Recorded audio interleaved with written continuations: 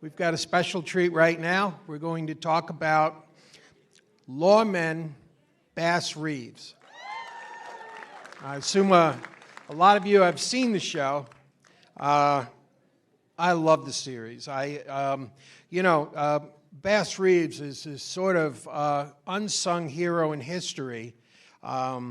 He was a slave turned a lawman, and who dispenses law and order and deals with racism in equal measure. And there are so many important themes in this show, and I'm very happy to have the gentlemen, who were the key guys here to come out and talk about that. First, I'm going to introduce Chad Feehan, and he's the creator, showrunner, and he is an executive producer. And he's done things like Ray Donovan and Banshee and a whole bunch of movies. And then we have David Oyelowo, who plays the title character.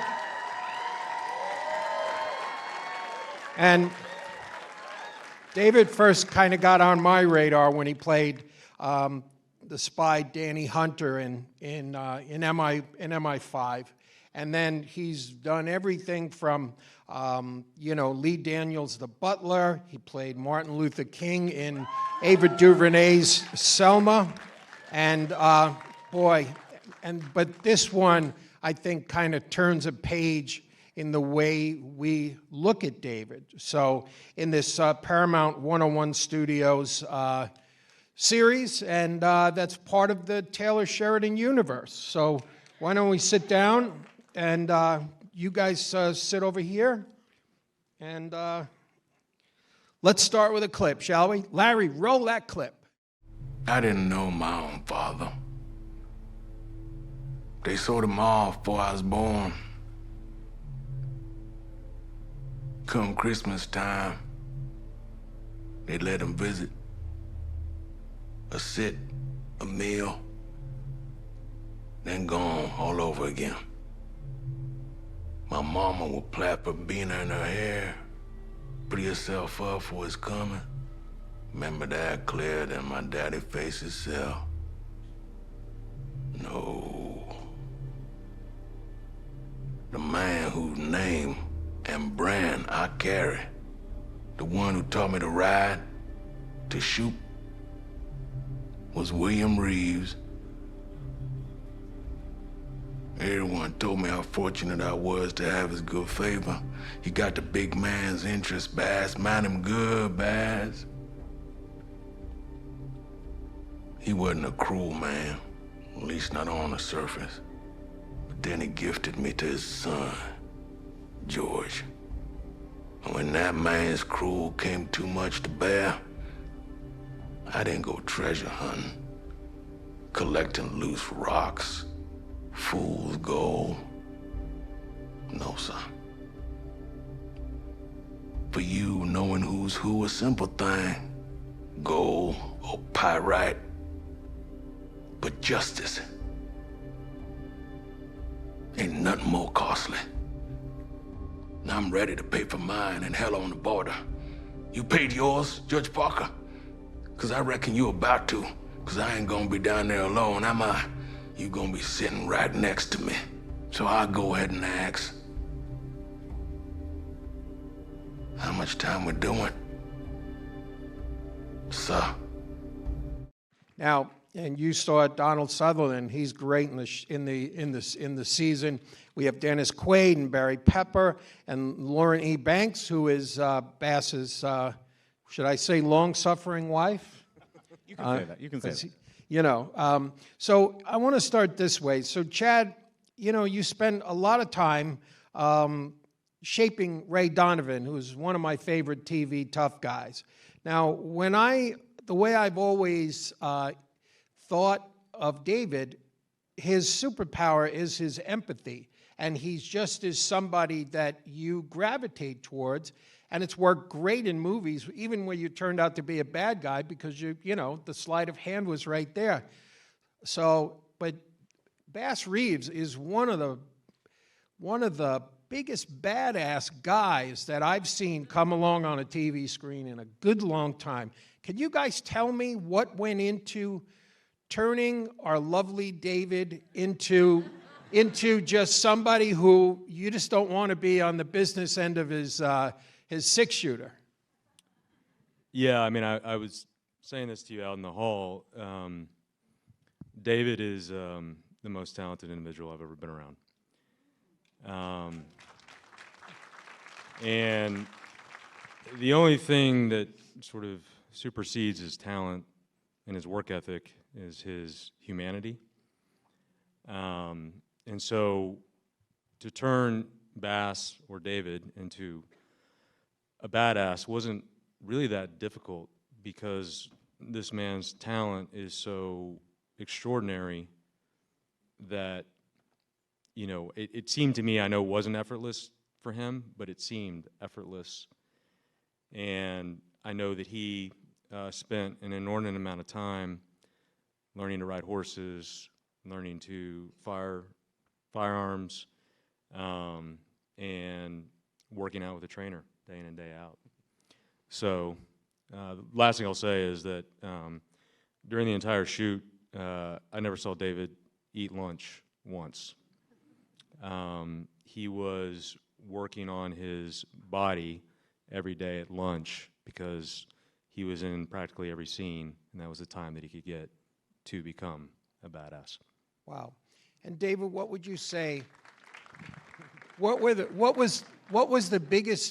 thing you hated and the thing you most loved as you made that transformation into Bass and a character who was so adept at horseback riding and so convincing in a shootout? That's a guy you want by your side. What was that like? What was the toughest part and what was the most gratifying part? Well, first thing to say, it just never gets old to see your head the size of a house on the screen. I was sat here going, whoa, that's me! It just never gets old. Actually, there was nothing I hated because the idea of playing Bass Reeves was first presented to me in 2014. And I naively thought that, having done a little bit of a dive, this extraordinary character, of course we're going to get to make this show. Of course, every studio, every network, every cable, streamers didn't even exist back then, is going to want to do this. And we got roundly rejected by everyone twice, with a 2-year gap in between. And so by the time we were actually shooting this, it had been an 8-year journey for me of trying to get this thing made. So the horse riding, the dialect work, the, working on every aspect alongside Chad, who just did the most extraordinary job of bringing this character to life, because he had a 32-year career as a lawman. So distilling it down to an essential part of his story in order for it to be something that the audience can gravitate towards was very much in Chad's hands and that writer's room's hands. But because it had taken so long to come to fruition, honestly, every day was a blessing for me, because my dream was literally coming true before my eyes. As a 6-year-old kid, up until, into my teens, I was obsessed with Westerns, but I never saw a cowboy who looked like this guy. And so to literally be stepping into what I consider a gift to my childhood self just meant that no matter how brutal what we were doing was, it was just always a joy. I covered 1883 quite a bit. And LaMonica Garrett plays this role where he was almost like a Danny Glover role in Lonesome Dove. And he, Danny, to Robert Duvall, and then LaMonica had a similar dynamic with Sam Elliott. And LaMonica told me that he was aware of the fact that only in like one TV Western and way late in the run was there a black actor that you saw in the silhouettes during the credits? And when he saw his photo, and I was there at the premiere in Las Vegas, he and his entire family just broke down and wept. And to him, this was a moment. This was a very important moment. And David, I shared that with you. And there you are, and you are the whole, all the credits. Your image. It's Bass. That's never happened before in a Western with a black actor. Can you give a sense as to what that meant to you and why this whole thing? People don't even probably realize how groundbreaking this is. It's something I kept saying to Paramount as they were going into the process of greenlighting this, is that this hasn't happened before. The closest thing I have seen in terms of this time period would be the wonderful film Glory. But that film centers Matthew Broderick. And I think it's because Denzel Washington and Morgan Freeman and the amazing and late Andre Braugher give such extraordinary performances that they are as indelible in that film as anything else you remember. But they were not central. And so I always knew that that's also what's important about this. And that's why partnering with Chad on this was such a beautiful experience, because when we first met about the possibility of doing this, we're both fathers, we're both happily married men, and we felt the way in for a global audience should be not just appealing to the sensibility of people who love Westerns, but the family. And essentially a black family, which is also something you never see in this time period. And so as we discussed this, we felt the universal element was going to be the work-life balance as something that everyone can relate to. If you are someone who has this really tough job, dangerous job, you love your wife, you love your family, you're out there, and everything in you is trying to get back. And that love is what's gravitating you towards each other. That's something that everyone can gravitate towards, because we didn't want it to feel like a black Western. It's just a great story with an unbelievable central character at a time in America's history that is just so profoundly important, and yet we haven't seen it. And so those were the things that were important to us, not just breaking the mold, but it being a character that everyone should have on the tip of their tongue, because as you say, that's something that we just haven't seen as much as we should have done, because 1 in 3 cowboys was black. The only reason why it's cowboy is actually, they used to be called cowpunchers. Cowboys because they were black, and it was a derogatory term towards cowpunchers because there were so many black cowpunchers. So that's how we even have cowboy. And these are the things that people don't know, and hopefully that's part of what we get to show. Well, your character's dynamic with Barry Pepper is so interesting.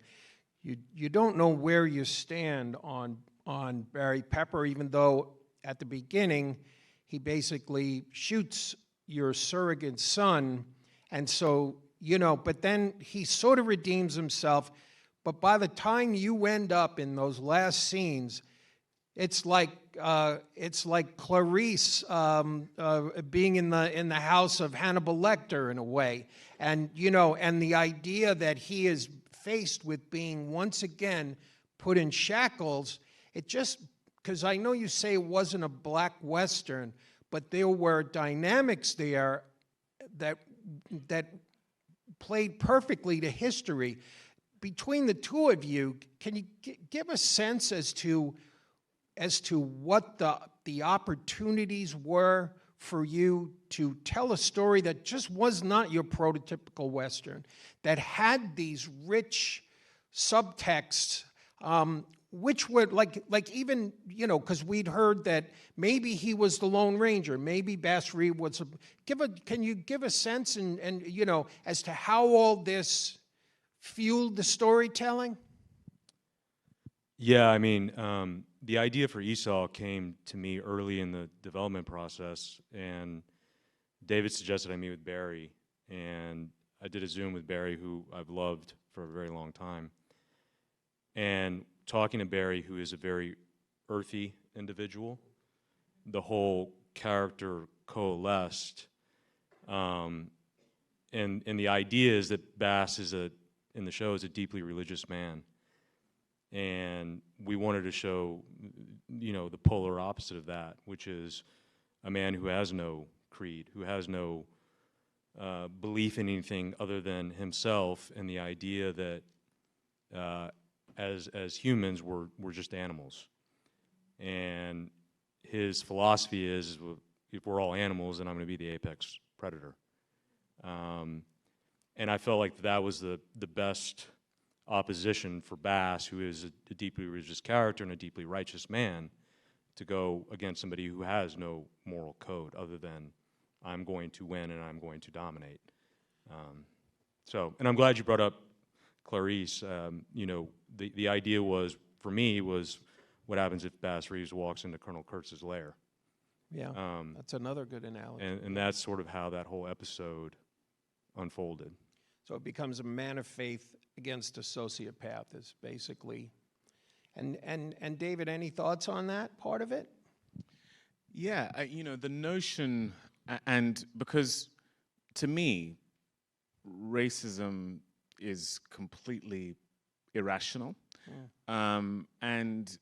But when you have someone who decides to break people down to animals, and I'm going to be the apex predator, that to me is the definition of a supremacist mindset, which is the only way you can justify enslaving people for your own good, so to speak, or to your own ends.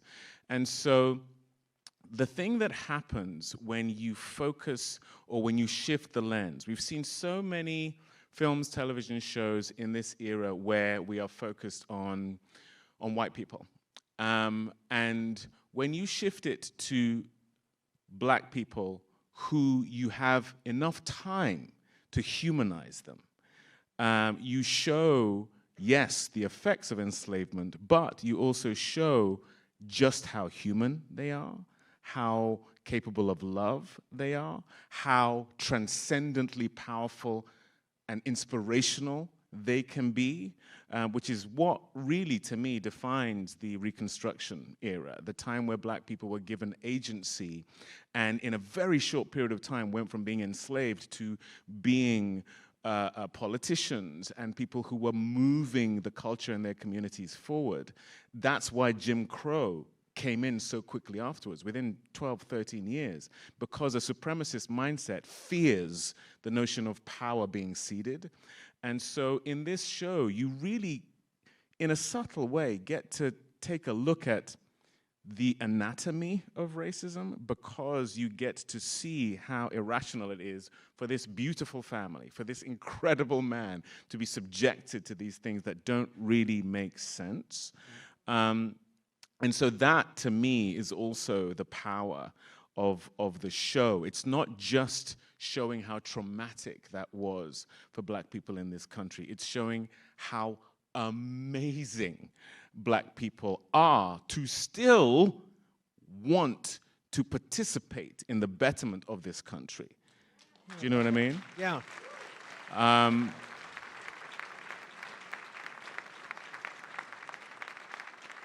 And that's what 10 episodes gives you, which was again the gift of doing the show. Well, every time Bass went off on one of his missions, I just worried for the family that he left behind, because there was racism all around, and in a way, his wife and especially his oldest daughter seemed a little bit oblivious to the threats afoot.